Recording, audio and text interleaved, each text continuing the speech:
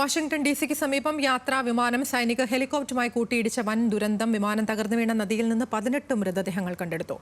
Pentagon അടക്കമുള്ള അതീവ സുരക്ഷാ മേഖലയിൽ നടന്ന അപകടത്തിൽ രക്ഷാപ്രവർത്തനം പുരോഗമിക്കുകയാണ്. മരണസംഖ്യ വർദ്ധിച്ചേക്കുമെന്ന് അധികൃതർ പറയുന്നു. അപകടത്തെ തുടർന്ന് വാഷിംഗ്ടൺ വിമാനത്താവളം അടച്ചു. അനുപമ ശ്രീദേവിയുടെ വിശദാംശങ്ങളുമായി. അനുപമ, 60 പേരാണ് യാത്രക്കാർ ഉണ്ടായിരുന്നത്. 18 പേരുടെ മരണം സ്ഥിരീകരിച്ചു എന്ന് മനസ്സിലാക്കുന്നു. ഇനിയും കൂടുതൽ കാഷ്വാലിറ്റീസ് ഉണ്ടാകാനുള്ളൊരു സാധ്യതയുണ്ടോ? എത്തരത്തിലാണ് തെരച്ചിൽ പുരോഗമിക്കുന്നത്? അതിനായി ഇപ്പോൾ വാഷിംഗ്ടൺ റീഗൻ എയർപോർട്ടിൽ വാഷിംഗ്ടൺ DC മേയർ ഉൾപ്പെടെയുള്ളവർ ചേർന്ന് പ്രസ് ബ്രീഫിംഗ് നടത്തുകയായിരുന്നു.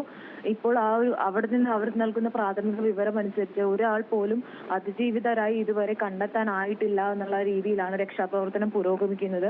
ഈ മരണപ്പെട്ടവരുടെ കുടുംബത്തോടുള്ള ദുഃഖം രേഖപ്പെടുത്തുന്നു എന്ന രീതിയിലാണ് മേയർ ഉൾപ്പെടെയുള്ളവരുടെ പ്രതികരണം എത്തുന്നത്.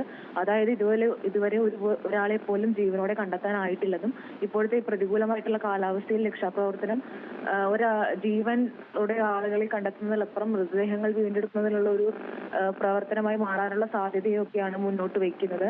ഈ അപകടത്തിൽപ്പെട്ട യാത്രാ വിമാനത്തിൽ 60 യാത്രക്കാരും 2 പൈലറ്റുമാരും ഉൾപ്പെടെ 4 ജീവനക്കാരുമാണ് ഉണ്ടായിരുന്നത്. സൈനിക ഹെലികോപ്റ്ററിൽ 3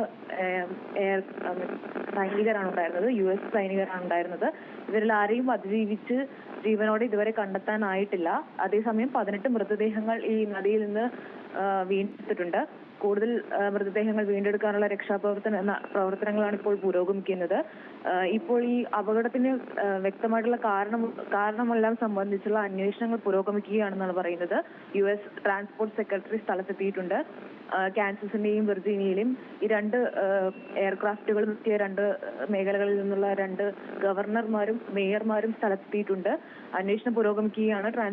വാഷിംഗ്ടണിൽ ഉണ്ടായ വിമാന അപകടവുമായി ബന്ധപ്പെട്ട നദിയിൽ ഇപ്പോഴും തെരച്ചിൽ പുരോഗമിക്കുകയാണ്. സൈനിക ഹെലികോപ്റ്ററുമായി യാത്രാ വിമാനം കൂട്ടിയിടിക്കുകയായിരുന്നു. 18 മരണമാണ് സ്ഥിരീകരിച്ചിട്ടുള്ളത്.